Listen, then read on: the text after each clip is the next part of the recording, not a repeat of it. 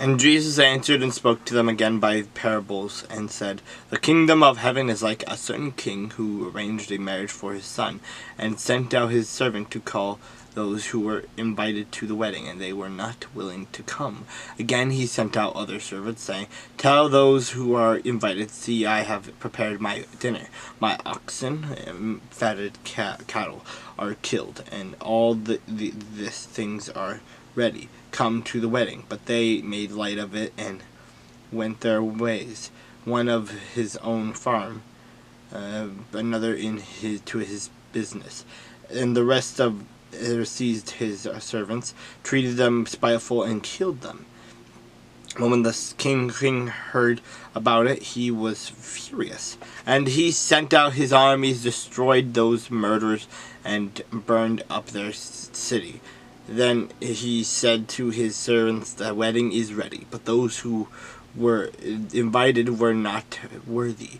Therefore go into the highway, and as many as you find, invite to the wedding. So those servants went out into the highways and gathered together all whom they found, both bad and good, and the wedding hall was filled with guests. But when the king came in to see the guest, he saw a man there who did not have any on a wedding garment. So he said to him, Friend, how did you come in here without a wedding garment?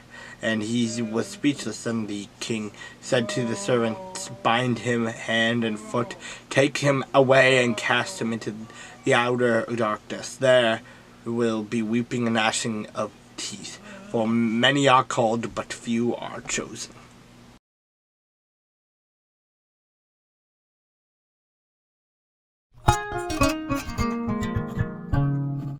Now because of this, King Hezekiah, the prophet Isaiah, the son of Amoz, prayed and cried out to heaven.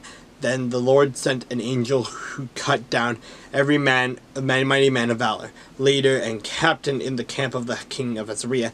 So he returned shamefaced to his own land. And when he had gone into the temple of his God, some of his own offspring struck him down with the sword there.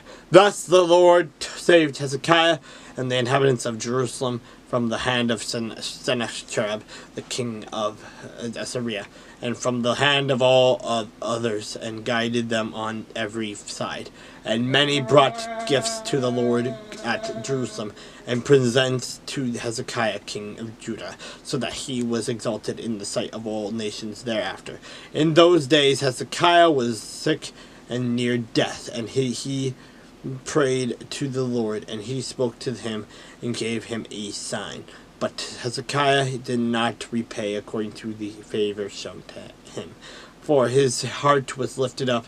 Therefore wrath was looming over him and over Judah and Jerusalem. Then Hezekiah humbled himself for the pride of his heart, he and the inhabitants of Jerusalem, so that the wrath of the Lord did not come upon them in the days of Hezekiah. Hezekiah had very great riches and honor, and he made them himself treasuries for silver, for gold and precious stones, for spices, for shields, and for all kinds of desirable items, storehouses for the harvest of grain, wine, and oil, and stalls for all kinds of livestock, and folds for flocks. Moreover, he provided cities for himself, and possessions of flocks and herds in abundance, for God had given him very much property.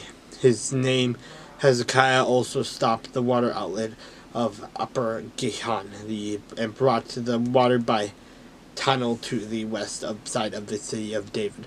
Hezekiah prospered in all his works. However, regarding the ambassadors of the princes of Babylon, whom they sent to him to inquire about the wonder that was done in the land, God withdrew from him in order to test him, that he might know all that was in his heart.